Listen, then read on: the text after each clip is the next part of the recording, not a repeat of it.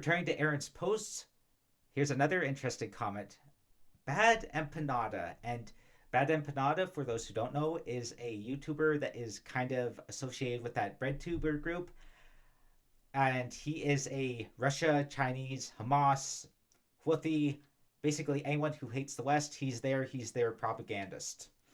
And so he got into a dispute with another YouTuber slash Twitter user named Drew Pavlo, and this ultimately ended with Drew Pavlo exposing Bad Empanada as a creep with a cultish fan base. Yep, and incidentally, just by looking at the guy, you can totally see that he's the sort of person who would be that way. So, what's going to happen though is that a lot of people are going to go and look at a guy like that and go, "Oh, I agree with him on this topic or that topic," and so I'm going to go and support him. So one video that I remember seeing from him was his take on the Holodomor, which he just absolutely and utterly denied. So just to go and excuse his precious Soviet Union from one of its numerous documented atrocities that it committed, just all of these things that these guys do. Of course, he does the same thing with China and the Uyghur, goes and says that doesn't exist. So, point is that Bad Empanada, major pro-Hamas guy, major anti-Israel guy, so he goes and posts a video titled "Gaza, a clear case of genocide, promoting Hamas." Aaron twice posted in r/LostGeneration on a topic titled "American Politics is Hopelessly Corrupt." So once more, no faith in the U.S. political system on any level. Very much a take that is a idealist once more. So if it's not perfect, it's corrupt. It's hopelessly corrupt. And that's what he always says about America from this point on. It's just always corrupt. It doesn't go and comport to my personal moral sentimentality. So everyone who ever went and supported America, everyone who worked towards building up America, was always corrupt, and they were always just hypocritical and blah blah blah. Absolutist language. You're either with me or you're against me. You're either like me or you are something that I hate. So absolutely repulsive. In r/class conscience memes, Aaron posted in a topic asking what people thought of the far left party for socialism and liberation, their candidates for the US 2024 election. That was the user of that topic who was asking that question, not Aaron. And so I wasn't able to retrieve Aaron's comment to this topic before it got deleted. However, we do have a comment from a user named Puns and Pups who was replying to Aaron. And it seems that even when talking about these PSL party leaders, Aaron was promoting alternatives to voting and probably talking about how they're not going to get through in the corrupt establishment, yada, yada, yada. So as we've seen, Aaron doesn't believe the democratic system and thinks it's all hopelessly corrupt. In r/ there was an attempt, he posted on a topic titled "To claim Israel is not an apartheid state." So obviously something that people there were just talking on and on about. He continued his Palestine push, posting a topic on r/breadtube titled "How Israelis Are Brainwashed," and then on a pro-Houthi topic in r/workers strike back titled "People Lacking Class Consciousness Won't Get Yemen is Standing Up to Genocidal Bullies." And meanwhile, by the way, the Houthis are besieging a city and they're denying supplies into that city for the people living there. And yet all these people who are these disgusting pro-authoritarian figures, if you're a left wing, by the way, don't go and look at these guys as being similar to you. Like, if you're actually a person who supports the ideas behind the left, so ideas of greater equality in society and that sort of thing, these guys are absolutely, don't take them like you. They're just so different. They're despicable, double standard, authoritarian supporting morons, creeps, and a lot of them quite frankly, given all the bot campaigns that we've seen from groups like Russia, are quite possibly compromised or just trying to get people riled up to begin with. Aaron posted twice on a meme in r/anarchy for everyone that was titled, "They're all the same." The meme said the following: when someone says not all cops are evil, the system is evil, all cops enforce the system. So there you go. Absolutism, again, the system is always evil, therefore all cops are evil. Of course, this is just an excellent example of a meme that's trying to go and discuss a very complex topic, so of the system of a country, and then just, of course, going and saying it's evil, one word, a very religious word as well, a word that has a very moral, absolutist context to it, evil. I'm not saying you shouldn't use the word evil for things, but I am saying that you should be aware that when it's used in this context by people of this mindset, it is hypocritical of them to go and use these sorts of absolutist terms. Aaron commented on a meme in r/dankleft 1 month before his death titled "Real." In the meme, the FBI is portrayed as killing Martin Luther King Jr., then celebrating his legacy hypocritically. And so now Aaron is actively claiming that the US government is secretly assassinating its opponents. And meanwhile, this is with a US president that, may I remind you, did actively go and sign into law the Civil Rights Act. So, yeah, just remember that. I've covered his interest in pop culture history throughout all of his active life on Reddit, with him continuing to be particularly active in the Elden Ring subreddit. And interestingly, we're now going to get into that part I was talking about earlier, one of the last few funny parts that we're going to get into in this video. So you remember that he posted on r/Korrasami, which is the subreddit devoted to the lesbian ship between the TV show characters from the Legend of Korra named Korra and Asami. And his last post on that subreddit, a month before his death, was a comment on a thirst post entitled "Something Only for Korra to See," which had a mostly naked Asami taking a selfie of herself in the mirror. So just keep in mind, continues to be obsessed with this particular ship all through his life. Apparently has wagged it to that ship for 4 years, which is just so hilarious. And then, if this isn't enough, he would also reply to a thirst post on r/Legend of Korra titled "Korrasami welcoming Lin into the bi club," so the bisexual club. He would continue to post on anti-Israel topics such as r/all the left.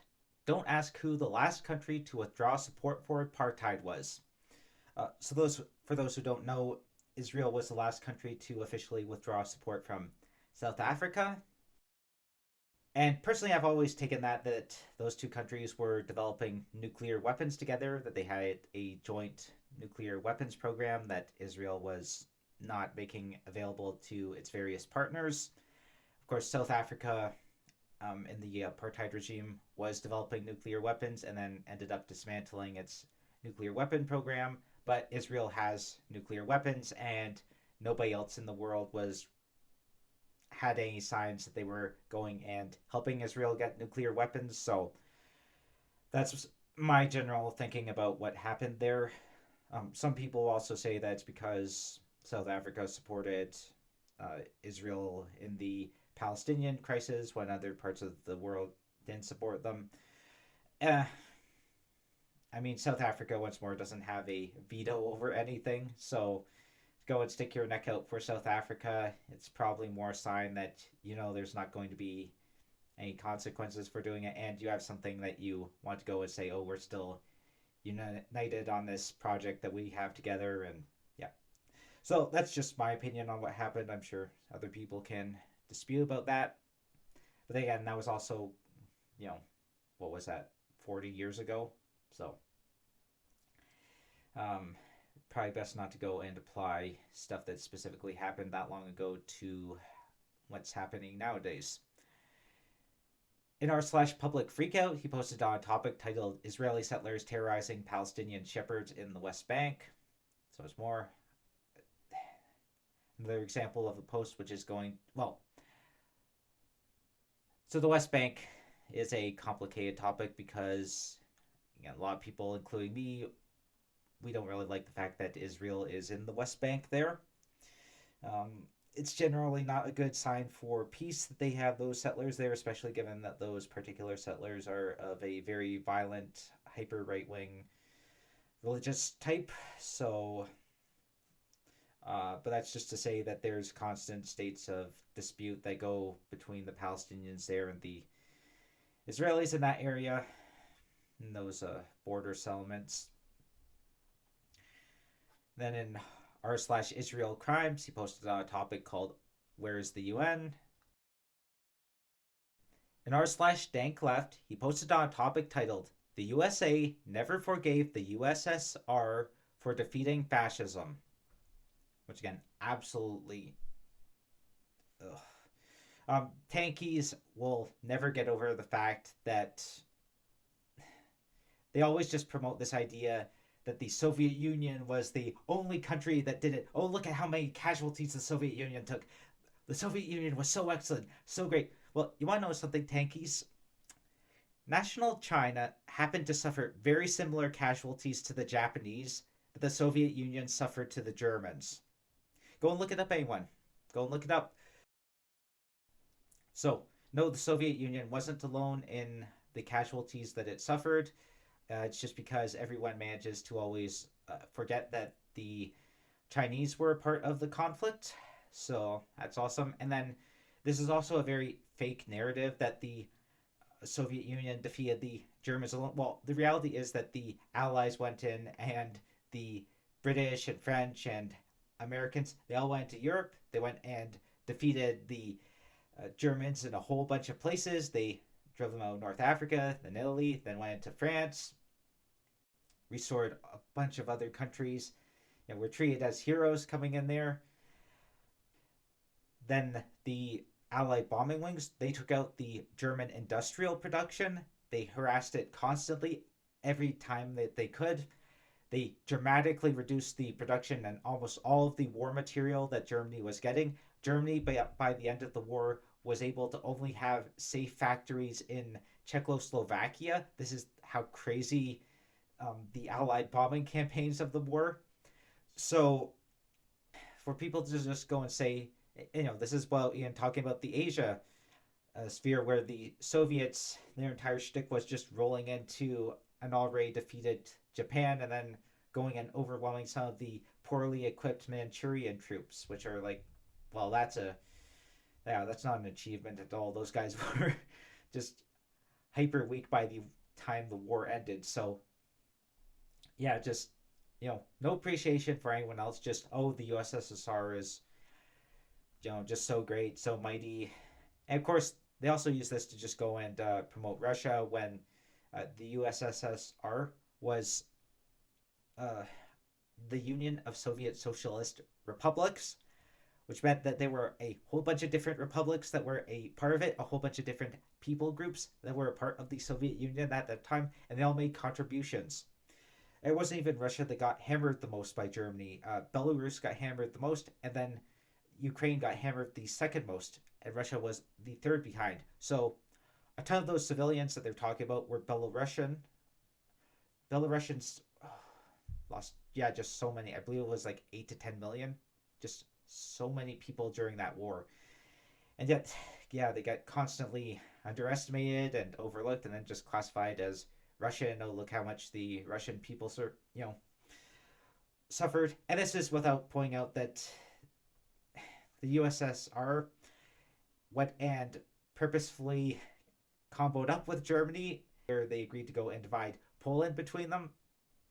So it's like, well, that's a great thing. So officially the USSR is actually the only Allied power that was ever allied with the fascists during World War II. Yeah, very interesting thing to think about there. And then let's finally just go briefly talk about this flag that they're using. They're like, oh, look at this. This is the sign of how great the flag is. Look at that flag flying over the Reichstag. You want to know something about that flag? That flag that you see being raised there is by the official chosen banner team of the Soviets, the Communist Party members who are going to go and plant their flag in the Reichstag and then go and have this big propaganda shoot for the Soviet Union. Well, you want to know what happened? On their way to make that propaganda shoot, the banner team got lost during the fighting.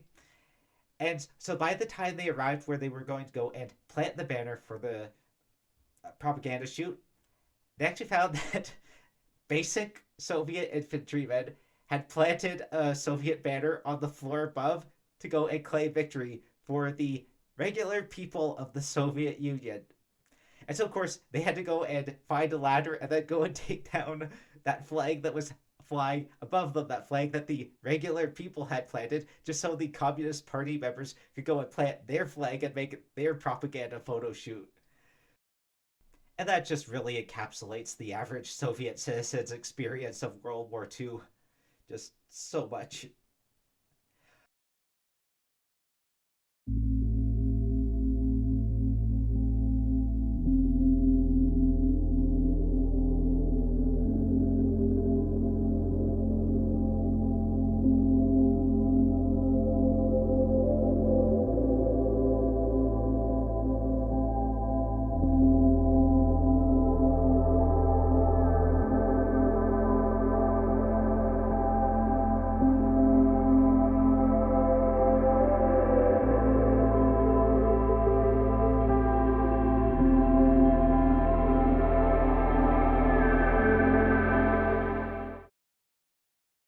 About a week before Aaron's death, he posted on a topic in r/Israel Crimes titled, "Do You Agree?"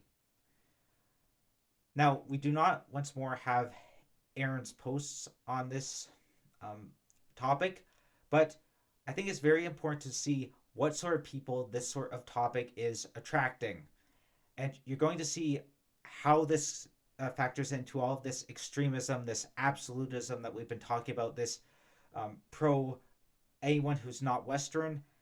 This is going to go and factor in intensively on this subject called "Do You Agree?" In this post, there is a video where a person holds up a sign that says, "You know what also died in Gaza?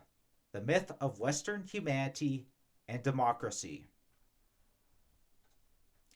So apparently not supporting a religio-fascistic regime that is Hamas, that rules non-democratically, that rules with an authoritarian hand, now makes one a dehumanized, anti-democratic hypocrite. And you'll notice what this rhetoric is.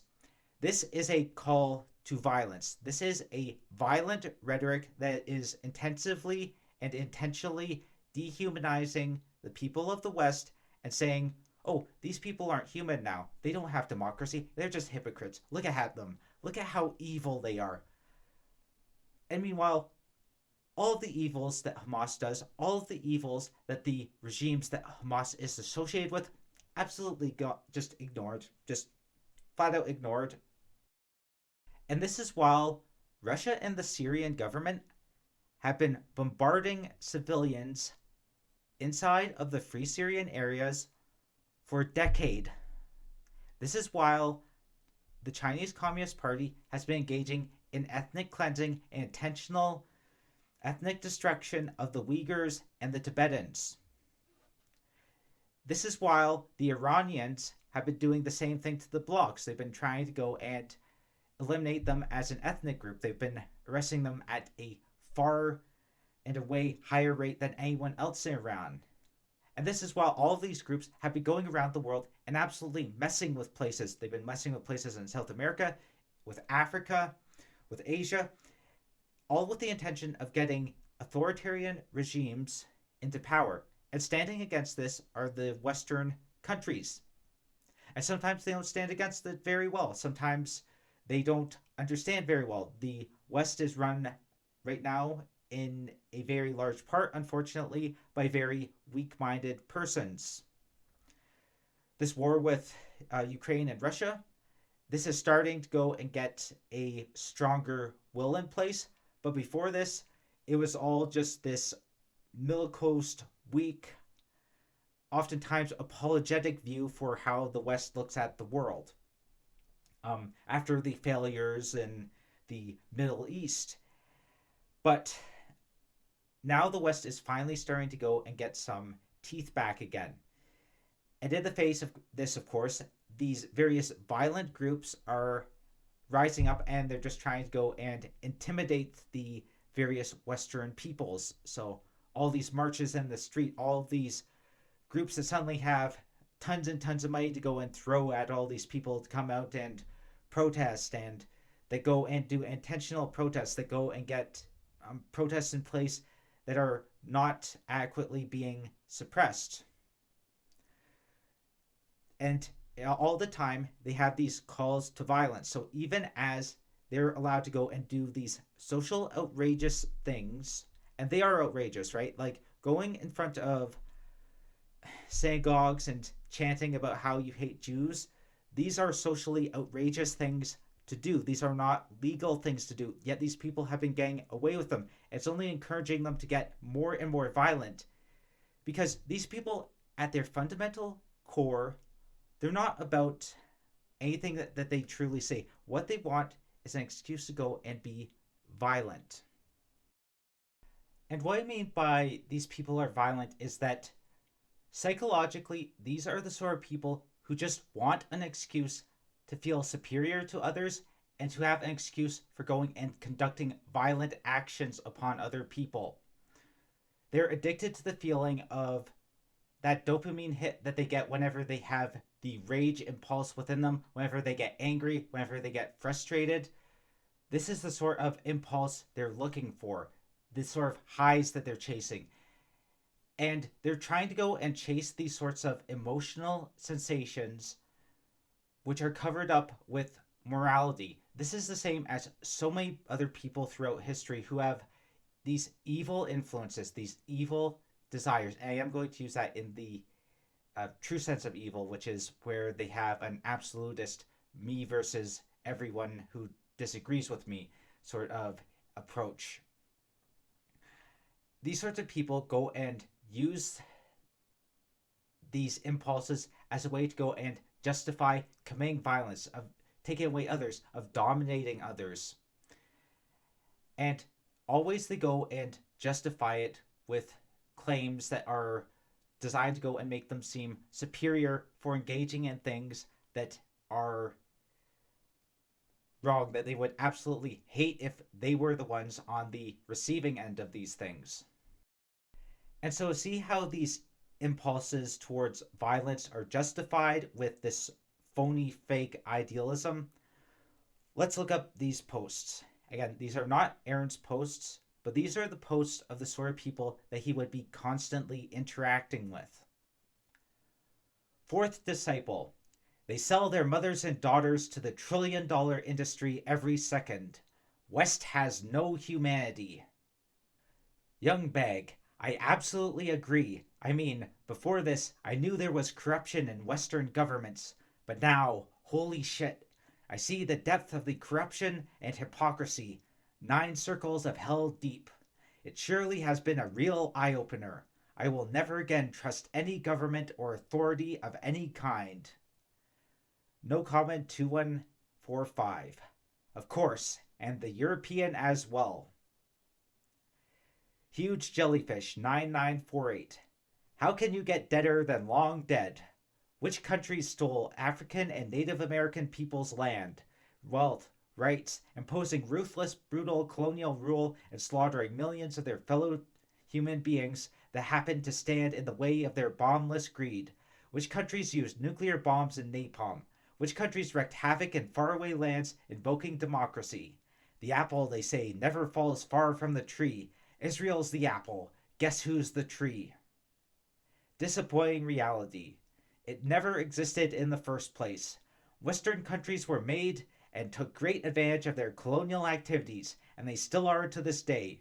It just happened to have a new name for it. They're now called investors. There never was a sliver of democracy or humanity in the Western world. Their behavior today is the perfect example of their limitless depravity and hypocrisy. So you'll notice that these are entirely propaganda lines from old Soviet sources that happily dehumanize the Western peoples, deny all democratic advances, and of course, let's just say bluntly, they never condemn forces that are actually engaged in colonial activities. Where's the condemnation of Russia for going into Ukraine, Georgia, probably Kazakhstan whenever it decides to do that? Where's the condemnation of China going into Africa and creating all these debt traps, and then when people can't pay, they go and take port facilities, and then they go and take a bunch of natural resource mines? That's neocolonialism. Iran runs with a bunch of proxy militias across the Middle East. They go and actively kill people, try to go and start up authoritarian little dictatorships all over the place. It isn't the West that's limitlessly hypocritical. It's persons like these. These are the sorts of people who go and obsess about what happened in the past. Things that the Western countries today have in their entirety gone and rejected. The Western countries have rejected the colonial empires. Some Western countries are stuck in areas where they don't have the option to go and, for example, pull everyone out entirely. Like, you can't go and pull everyone out of Australia or New Zealand or Canada or the US. Like, this is no longer something that can happen.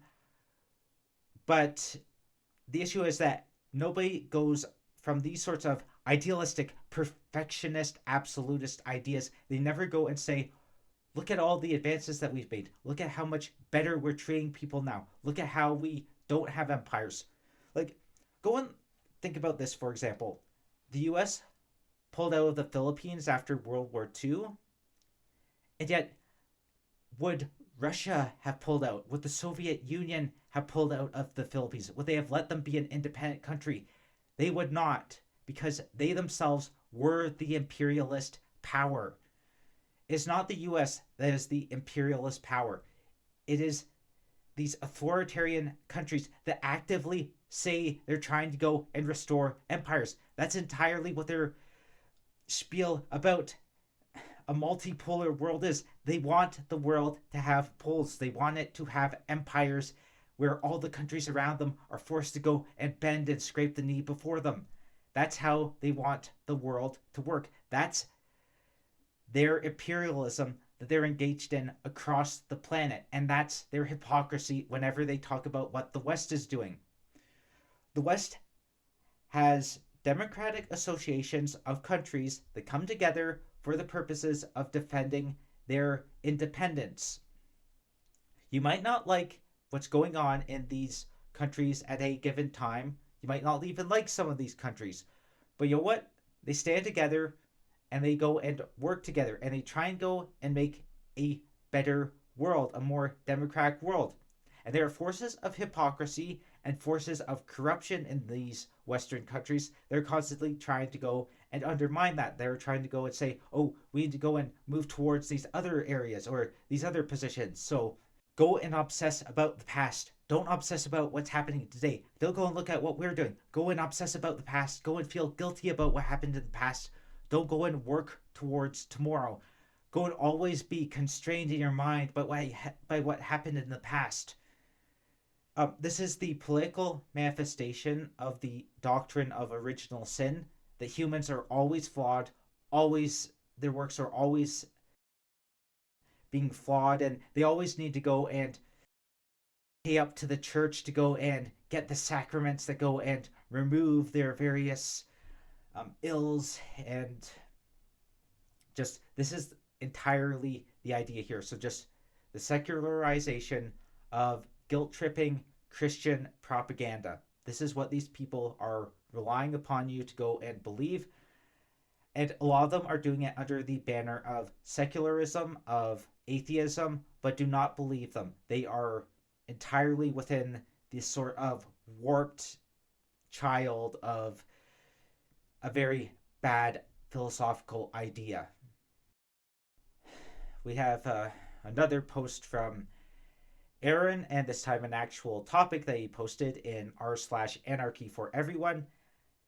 In this case, he cross-posted a fake quote from r/Native American and titled it, "Settlers treat the land as enemy, just like bosses treat the workers as enemy." And we'll see down here below that somebody goes and corrects him and says, "Oh, that's a quote from a movie, not even remotely real." Absolutely true. One of the very most hypocritical aspects of the people who claim to be supporting Native Americans and other indigenous peoples around the world is that they do so because they want an intellectual legacy for their ideas of hyper environmental obsession.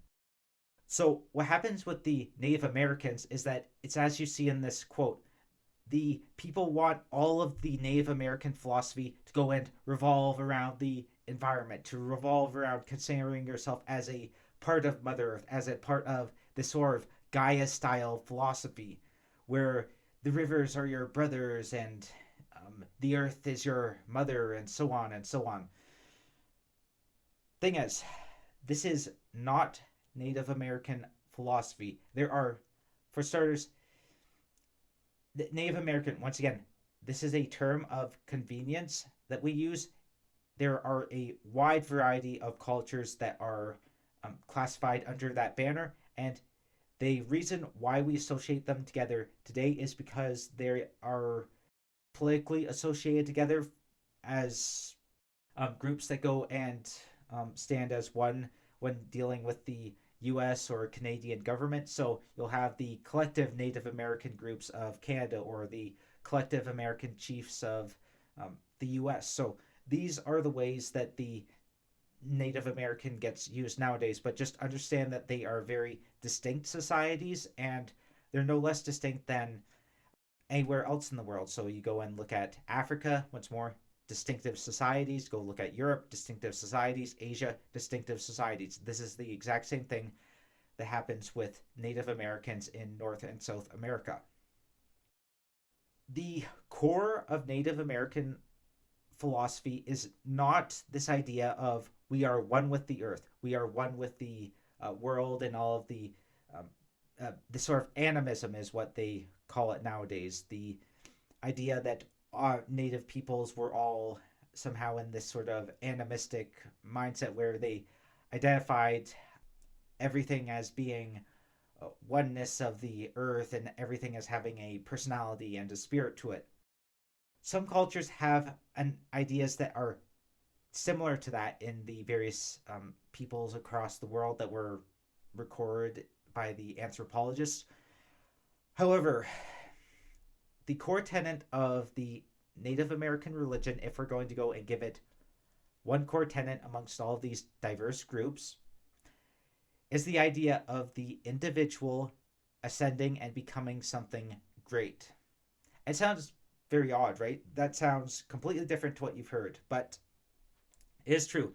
You go and look at the Native American folk heroes, the people that they most value telling their stories of, and these are all people who became something great. They became something, they oftentimes accomplished the destruction of titanic creatures that were literally the titans, that they went and shaped the earth from the remains of these titans. They went and created various things, like, for example, you have heroes that will go and kill thunderbirds, and then from the corpse of the thunderbird, they'll go and form every single bird that came into existence, and then that'll be their legacy. Or they'll go and catch the thunderbird, and then they'll take out of it the thunder and the lightning, and then they'll put forth those into the world for the sake of the people. These are the sorts of great people that Native American culture goes and elevates, that goes and celebrates.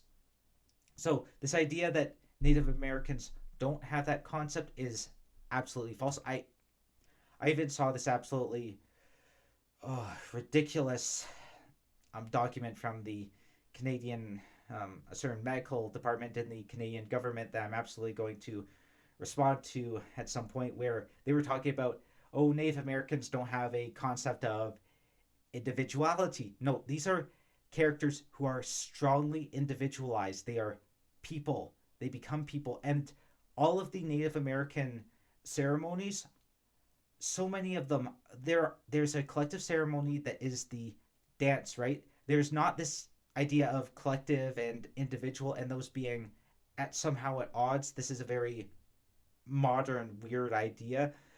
But the idea is that the sort of person who is celebrated is one who is individualized, who has fully lived out their potential as an individual, has gone out and done something great. These are the sorts of people who are honored by their cultures.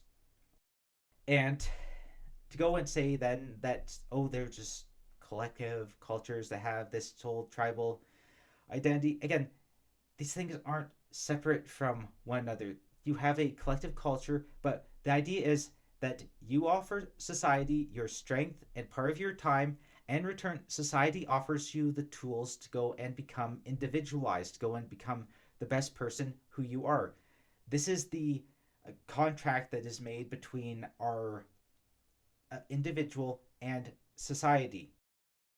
These things aren't in conflict with one another. It's just the fact that people so oftentimes have this arrogant notion that they need to be in conflict with one another. And so people become imbalanced about how they think of these ideas.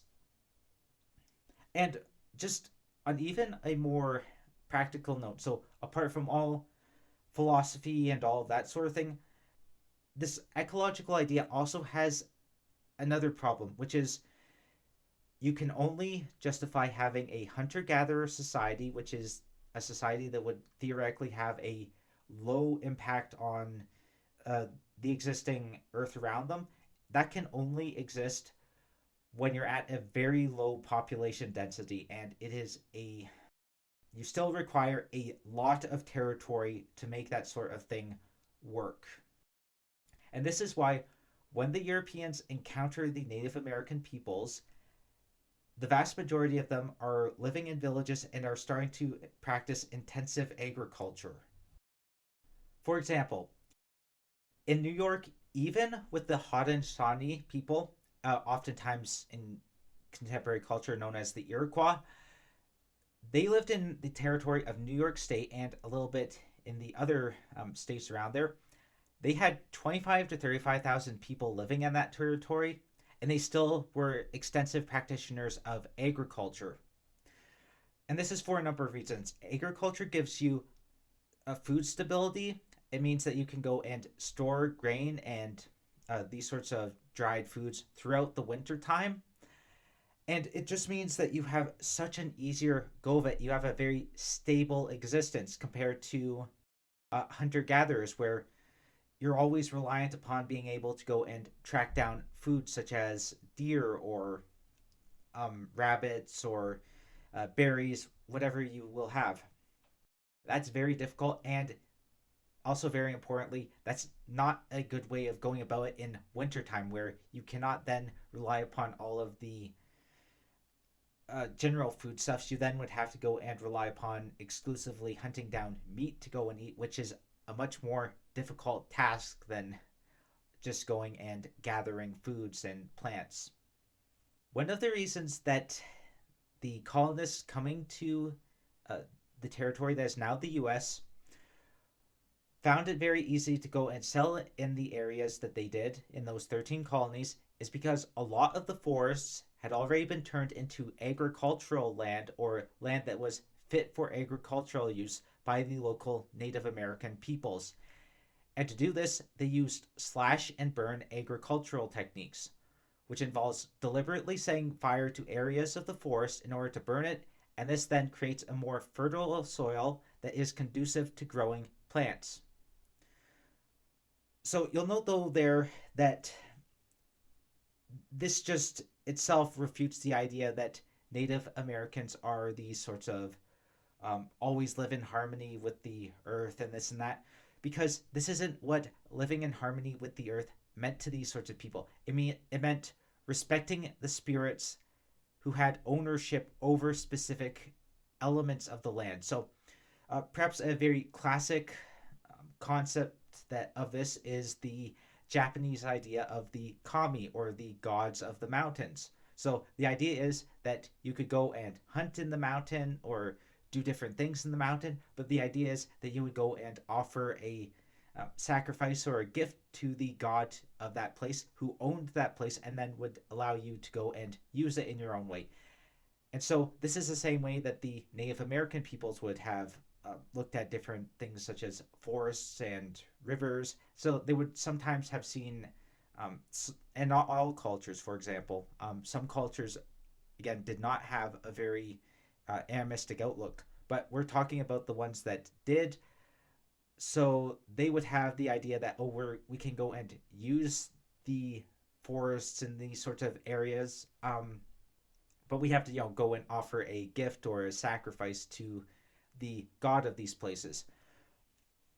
The Mayans, for example, have a group of deities called the Moms, and these are the deities of specific hills in the region. And so the idea is that if you're going to those hills or using something from those hills, you would then go and offer a sacrificial gift to the moms or have a ceremony for the moms. And this just all goes to show you that what is important here is the idea that you're going and using the property of someone else, of the land of a god specifically, and that to go and do that, you then have to go and be respectful in how you use it. And of course, back in Europe before Christianity came around, the people there would have had these same sorts of ideas about gods of the forest. There's the rather famous Celtic god, for example, who has the horned god who would be in control of things like the hunt and the forests. So just the idea is that generally speaking, you're respectful to the deities who are in these areas, who own these areas. It has nothing to do with the idea that you're somehow going to be hyper environmentalist about everything. It just means that you're going to go and be respectful. You just have to go down to Mesoamerica, where you have the highly advanced civilizations like the Aztecs and the Mayans, and they have extensive systemic agriculture, and that allowed them to go and reach very high population numbers. The people in Tenochtitlan, for example, the center of the Aztec Empire, that would have been one of the biggest cities in the world at its time. It would have gone that way because of an extensive system of agriculture around the city to go and support it. So just don't go and stereotype people. People at low population densities in fertile areas especially can go and have different ways of doing things, but if population densities get high enough, humans will always go into agriculture. He posted a comment on a post in r/anti-fascists of Reddit titled, "What's happening to the church?" And in this post, somebody has put a modified sign in front of a church to imply that it's racist by saying that Jesus only cares about white children. So what's happened here is that somebody looked at the sign that said men's breakfast and apparently got offended at that. I should specify that men's and women's breakfasts are common in Baptist circles, which I'm assuming that the person who made the joke didn't know that. But anyways, Aaron replied to this post, "This has always been its role." So implying that the church has always been only about white supremacy, obviously despite the church having been originally founded and popularized in the Middle East. And a little over 2 weeks before his death, this to me is the final confirmation that any respect he had for Christianity, even in its radical form, was gone. He replied to a post in r/LostGeneration called Let This Country Burn in Flames Already. He posted an r/LostGeneration about the protests at Tesla's European factories criticizing Elon Musk. It's not that the nation cares about its people, it's that the people care about each other. Solidarity. In r/Anarchy for Everyone, he replied to a post titled Democrats Fund the Far Right. So again, more hatred of liberalism. In r/socialist programmers, he replied to a topic titled Training, Bringing Palestinian Solidarity to Your Workplace. He posted on a topic in r/work reform titled George Washington, a slave owner who wanted cheap land and free labor. He ran for president because he wanted to deny veterans the benefits he and his fellow oligarchs had promised during the revolution. Happy President's Day, America. And to this, Aaron replied, also there was the dog thing. And of course, this wasn't a very fair appraisal of what Washington and the Founding Fathers wanted. The reality was America was in massive debt after the revolution. So basically, they were trying to make a bunch of tough decisions. And of course, what they did with the veterans was extremely controversial. It prompted, I believe, 2 minor revolts against them. And so eventually, they had to go and give the veterans what they promised. But just know that America was in a lot of debt after the revolution. And so if you see things that remind you of austerity being committed, well, that's the reason.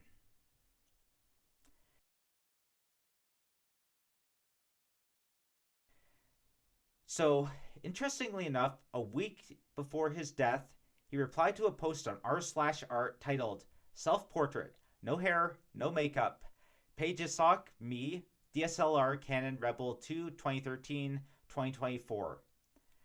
This post was of a transgender male to female person who took a naked photo of themselves, so I can't show it here on YouTube. And once more, we don't know what Aaron said since his post has been deleted, but this happening so close to his death, combined with everything he's argued about gender and normativity, his lesbian fetishism, combined with his high-functioning autism, to me, this is throwing out signals that Aaron Bushnell was perhaps in the process of considering transitioning. I say this just because of all these factors combined together can oftentimes lead to that. So perhaps that was a thought that he kept to himself, but his post history and what he was constantly promoting and interested in quite likely could have indicated that. Of course, maybe I'm psychoanalyzing him too much here, but I'll leave that to you to decide. A month before his death, he made a post on r/ACAB, and this was a comment on a post titled, Only $3K award for U.S. Army soldier who was maced and SUV illegally searched. Cop was fired. Soldier should have received way more money. And to this, Aaron commented, cop on cop violence. So you can see that he absolutely considers the U.S. military to be cops. All cops are bastards. Aaron hates all cops. And so, yes, he then responded to another post with a comment that he had modified to cross out a number of words. Then ended up saying, if a cop is, then he should not be. So, of course, implying that all cops should be dead. And now we come to his worst post, and I've intentionally saved this one for the end. It was made about a month before his death, and it's the culmination of everything we've seen from him.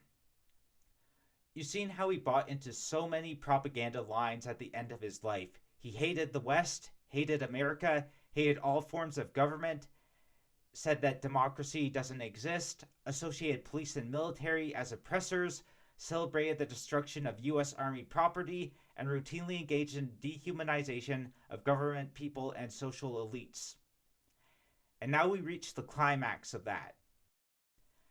In r/ACAB, all cops are bastards, Aaron cross-posted a post from r/US Air Force, which had a tweet with the names of 3 U.S. Army Reserve soldiers who had been killed in Jordan by Iranian proxy militias.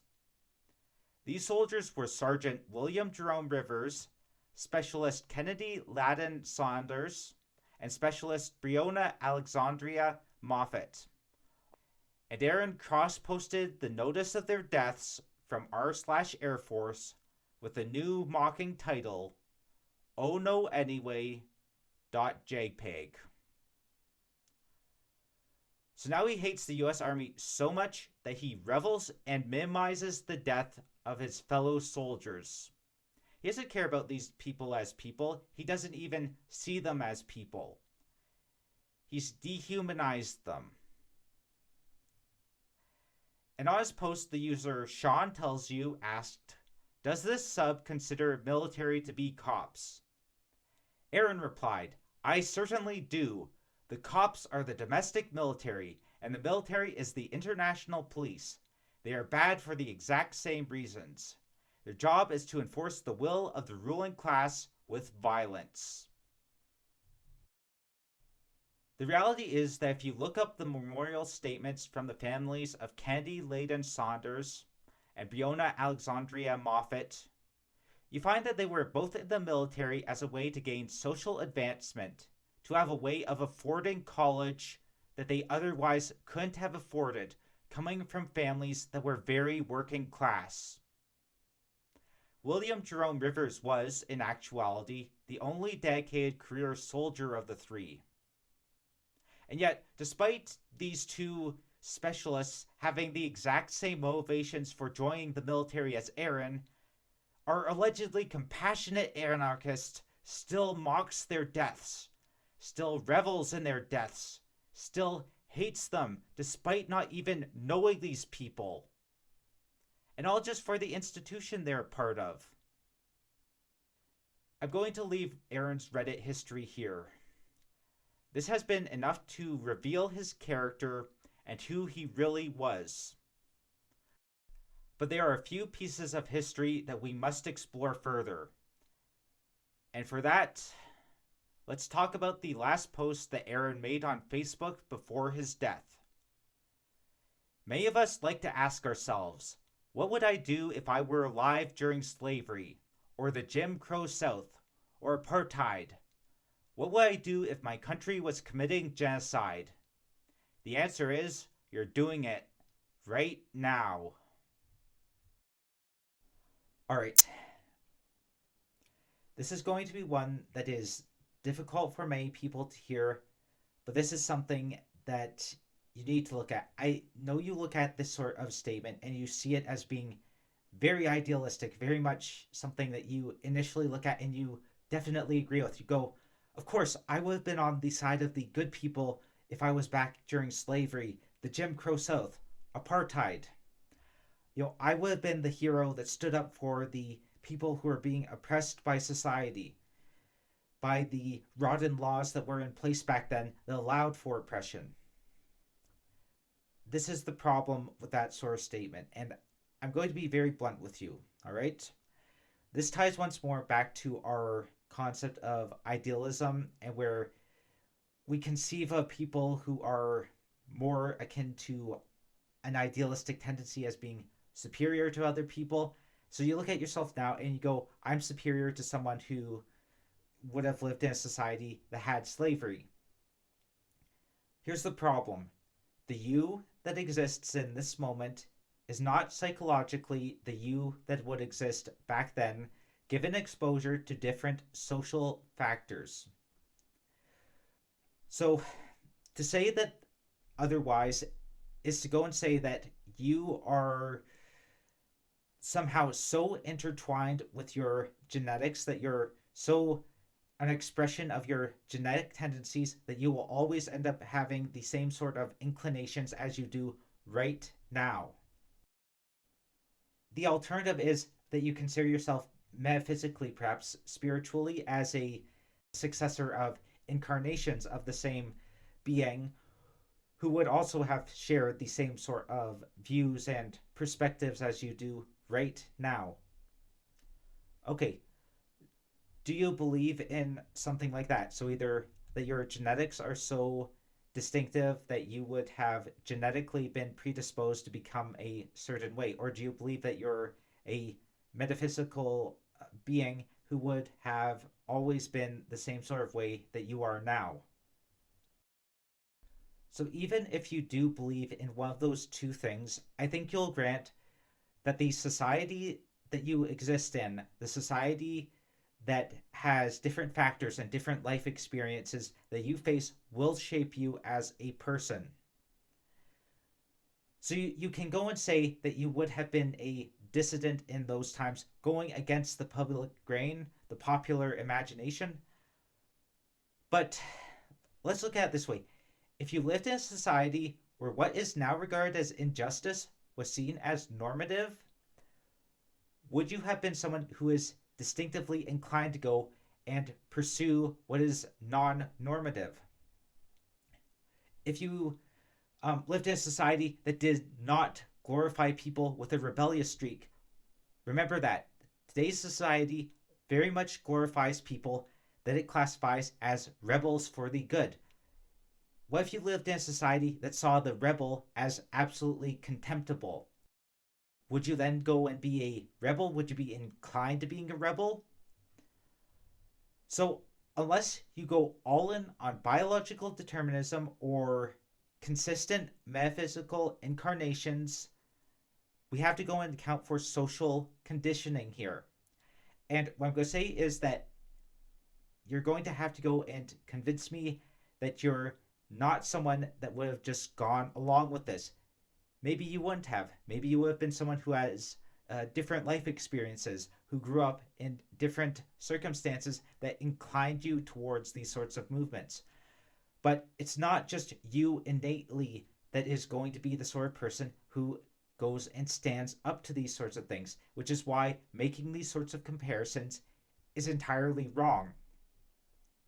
The only sorts of people who can say, I would go and stand up to these sorts of injustices in the Jim Crow South or apartheid are the people who lived in those times, who lived in those sorts of conditions. And once more, we also have to factor in that the American society and also the Afrikaner society were both societies that had folk heroes who were rebels. So just factor that into it, okay? And then of course, the African peoples in both the U.S. and in Africa, South Africa specifically, they had different ideas as well of what their sort of folk heroes would be, what their sort of heroes who stood up to society would be. And these all influenced what people would have thought. But if you're living in a radically different society, you cannot say that you would become the same sort of person. This is where we have to talk about Aaron at the end is a committed idealist. He believes in an ideal. That which falls short of his ideal is tossed away or seen as wrong. Before we get to Aaron's last statement, I wish to bring up the way that his closest friends viewed him. He had 3 close friends at the end of his life, each of whom had anarchist leanings. They were interviewed by an anarchist website called CrimeThink in an article entitled Memories of Aaron Bushnell, as recounted by his friends.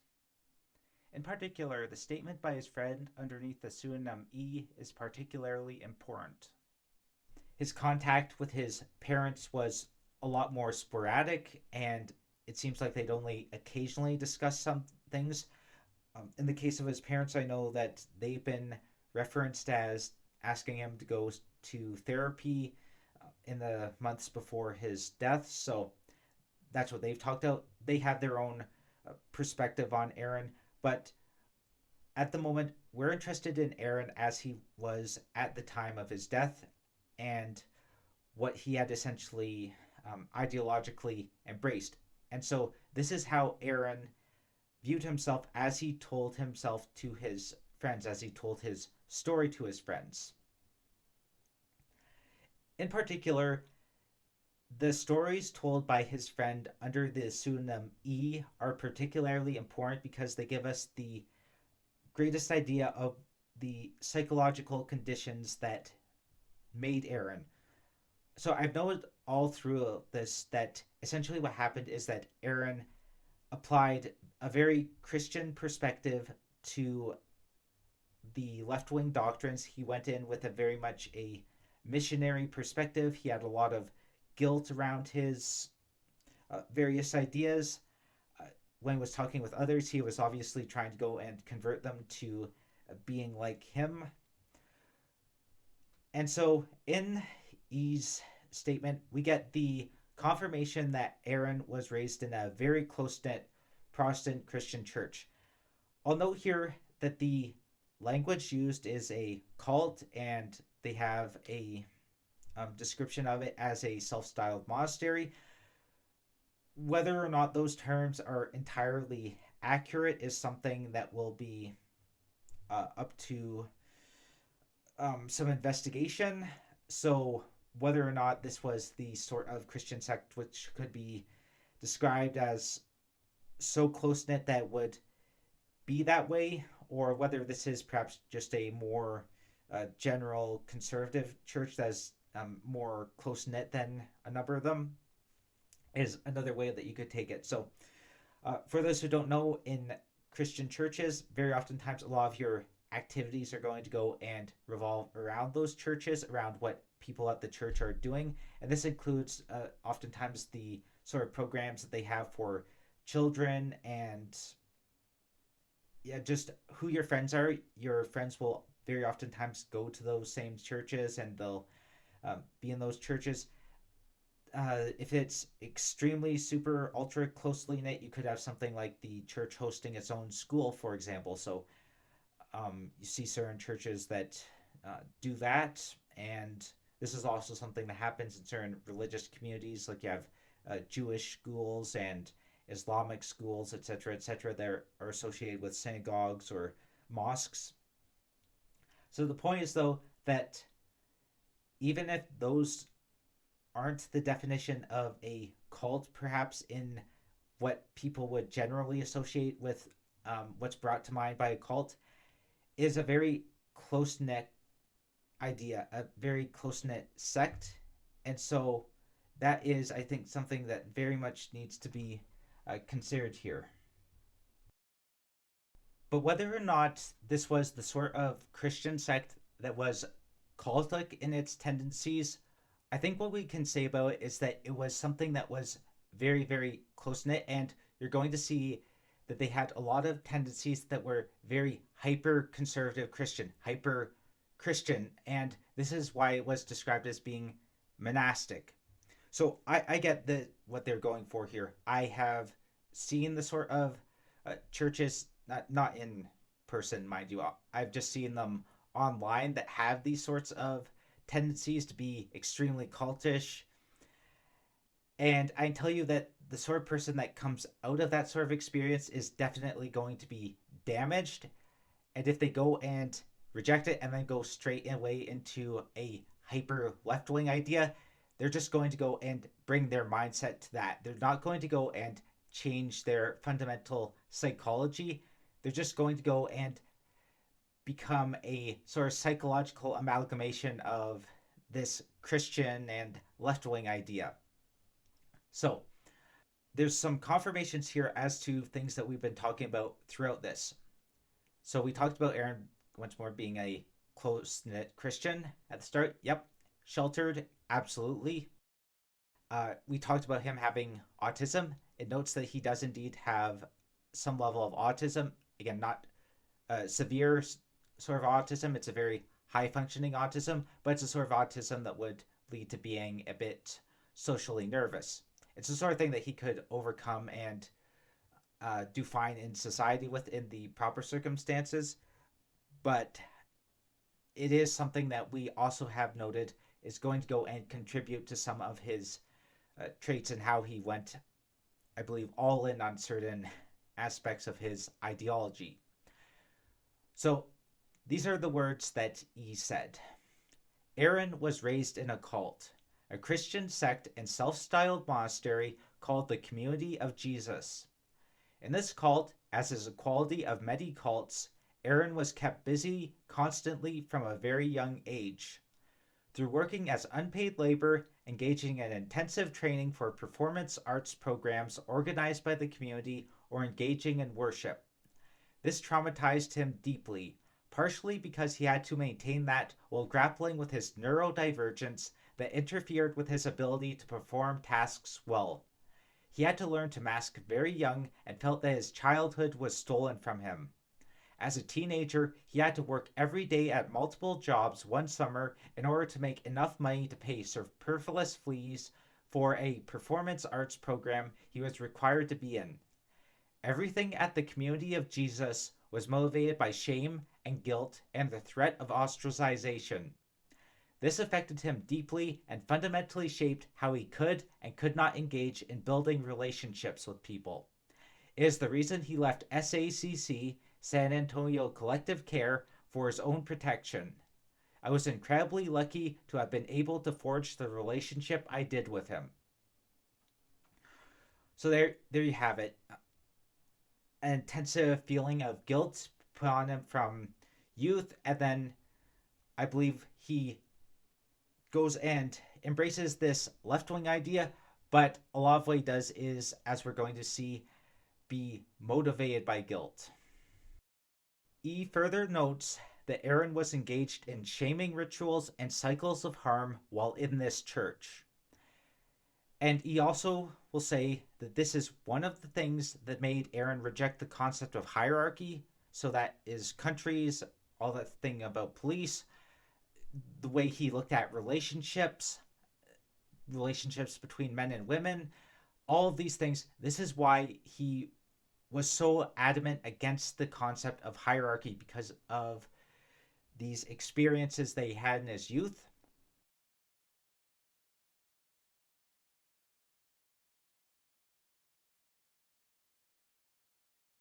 And let's just read the words of E.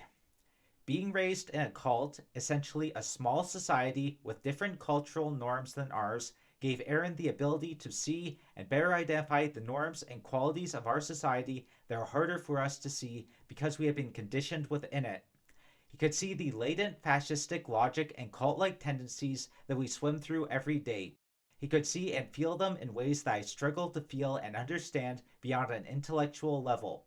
He was always very cagey about his past and did his best not to lie. You may recall him saying things like "sort of" or something like that whenever he was asked questions about being in theater or band. When Aaron lived there, he was a full believer, engaging in all of the shaming rituals and cycles of harm. He was completely invested in that reality. The fact that he was able to escape that ideology and the visceral experience of the shattering of that worldview was one of the things that made him so incredibly principled and dedicated to the abolition of hierarchy. But E, very interestingly, notes the same sorts of things that we're noting in Aaron, which is that Aaron is driven by guilt for a lot of what he does, which is that guilt that he was not able to outgrow in the system that he was raised in, and then he just went and applied it to another system. And so this is what E says. Aaron saw hierarchy and injustice and his role in those systems and hated it. He felt a lot of guilt because of the situation he was raised in. Guilt was the primary emotion through which he engaged with most things. I feel very sad that he was not able to heal from that fully before this. So there's a lot more on this interview, and I would encourage people to go and read the interview because it very much does contextualize Aaron in a very human way. So we see people in terms of their the sort of thing that they're promoting ideologically, and it's better to go and see people in their full way, the way that they might have been. Of course, we also have to note that when you see the good things about Aaron, they're remembered by his friends. You have to remember that Aaron would have become a better person had he not gone and fallen for all of these sorts of weird extremist ideas that he did. He would have been a better person if he had just gone and abandoned the church that he lived in, gone another way from what his family had wanted. He could have gone, center left. He could have gone left politically if that was what he desired. And he could have been a very normal person in society. He could have gone and gotten that job as a computer programmer. The reality is that look at what these sort of massively strong ideological positions drove him to do. He ultimately went and killed himself unnecessarily. And this is something we're going to go and come back to over and over again. Aaron's death was not a necessary thing. Aaron could have made a protest if he had felt that the US military was doing the wrong thing by supplying weapons to Israel. What he could have done was gone and said, I'm not going to go and be a part of these military operations. I'm going to go and refuse. I'm going to be an objector. The response would have been that he would have gone court martial, and that could have either meant a drumming out of the service or a time when he would have been thrown in prison. He wouldn't have gone the college credits. Wouldn't have gone anything really from the military that he could have used in his personal life, but he still would have made a very big statement, and he would have had his life to go and do with it what he could have done after this. And of course, this perhaps is also a good lesson to some of those people out there who might have inclinations towards these sorts of anti-military positions, which are that I know that those college credits sound good, but if you're the sort of person who cannot look at the current military and imagine yourself in part of the hierarchical system, then you would be best to go and certainly search out something else. Aaron is ultimately a case of a young man who was raised without the logical tools to go and discern things. He was told things and was told to go and believe those things from his youth. He was inoculated with psychological tendencies from there. And then he went and in rejecting those, he looked like he was rejecting them. He looked like he was going to the other side of the political spectrum, the political meter. But the reality is that he continued to bring his own psychological impulses to that place. And this is guilt, this is shame. Everything that we've seen from him has these things that taint it, that taint the positions that he could hold. And in rejecting everything, he ultimately did exactly what the early Christians did, where they rejected all parts of the society that they were living in. They said, I am dead to the world, I am dead to society. And he was taught to worship a man who died on a cross.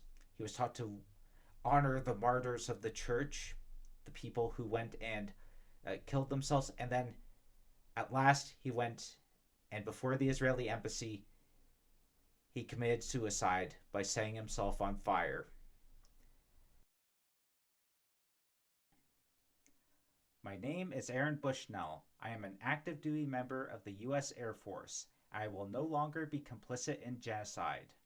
I am about to engage in an extreme act of protest, but compared to what people in Palestine have been experiencing at the hands of their colonizers, it's not extreme at all. This is what the ruling class has decided will be normal. Free Palestine. You've seen what led up to this moment. All of the bitterness to society, the guilt and loathing he felt for America and his role in America, the hatred towards America's leaders, institution, and ultimately the entire idea of America. The result of an extreme algorithmic bubble that he was in, a place where he could only see what people of viewpoints similar to him were saying. He did not seek out help from anyone else. He did not seek out intellectual discussion from those who were not members of his group. Instead, he ultimately became someone who was content to sing along in a choir of voices entirely the same as his. He was never psychologically able to break out of the trance, no matter what he believed he might have rejected. And with that, we leave Aaron Bushnell behind. The time has now come to examine those who use his death as a political tool. Those who wish to use propaganda to go and confuse and distort your mind. This has been Kotarian Lightning. It has been an honor.